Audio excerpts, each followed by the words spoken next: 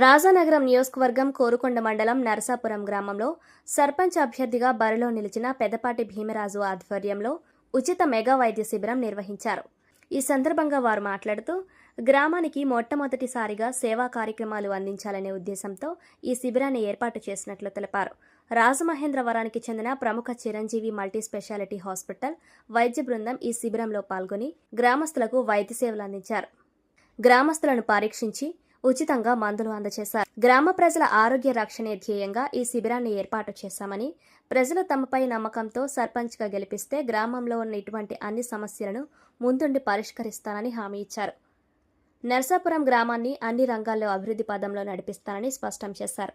ఈ కార్యక్రమంలో హాస్పిటల్ సిబ్బందితో పాటు గ్రామ ప్రముఖులు, యువకులు పాల్గొన్నారు. వెల్కమ్ టు వైఎన్సీ ప్రేక్షకులకు నమస్కారం. ఈరోజు రాజానగరం నియోజకవర్గం కోరుకొండ మండలం నరసాపురం గ్రామంలో మనం ఇక్కడ ప్రధానంగా రావడానికి కారణం ఏంటంటే, ఇక్కడ వచ్చే ఎన్నికల్లో స్థానిక సంస్థ ఎన్నికల్లో సర్పంచ్ అభ్యర్థిగా పోటీ చేయడానికి పెద్దపాటి భీమరాజు సర్పంచ్ అభ్యర్థిగా పోటీ చేయడానికి ముందుగా బరిలోకి దిగారు.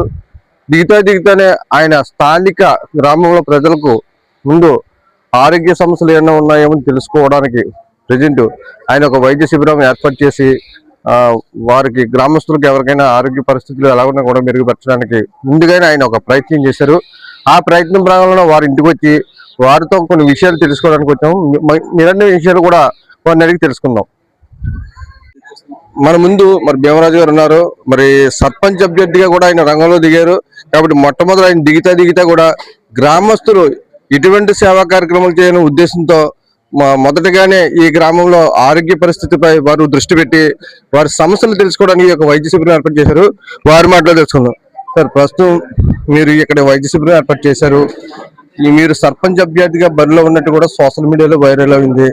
మీరు వస్తాగానే ముందు గ్రామస్తులు మెయిన్ సమస్య ఏంటంటే ఆరోగ్య సమస్యను తెలుసుకుని వారిపై ఈ దృష్టి పెట్టారు. ఎలా ఉంది సార్? మనిషి ఏం చెయ్యాలైనా ఏమి అనుకుని ఏదన్నా సాధించాలన్నా వారి వ్యక్తిగత పనులు చేసుకోవాలన్నా మొట్టమొదటి కావాల్సిన వ్యక్తికి ఆరోగ్యం. కాబట్టి నేను దీనికోసం ఏర్పాటు చేయట్లో మొట్టమొదటి పని ఈ ఆరోగ్యం కోసం మా గ్రామస్తులందరూ ఆరోగ్యంగా ఉండాలని, క్షేమంగా ఉండాలని మొట్టమొదటిసారిగా ఈ ఆరోగ్య శిబిరం ఏర్పాటు చేసి ఉన్నాను. అయితే కొద్దిమంది దూర ప్రాంతాలకి వెళ్ళలేక, ఆరోగ్యం బాగోలేక వెళ్ళలేక కొంతమంది, ఆర్థికంగా వెళ్ళలేక కొంతమంది ఉండడాన్ని నేను గమనించి ఈ రకంగా ఏర్పాటు చేసి అందరికీ తెలియపరచడమైనది.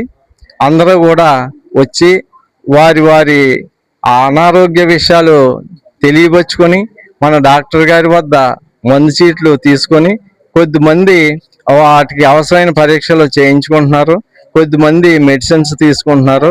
కొద్దిమంది ఏంటంటే కొంచెం అనారోగ్యం ఎక్కువగా ఉన్నవి లెటర్లు రాయించుకోండి, అది ఏం చేయాలని తెలుసుకోండి. దానికి కూడా మన ఎమ్మెల్యే గారి అవసరం, అలాగే రోడా చైర్మన్ గారి అవసరం కూడా ఉంది.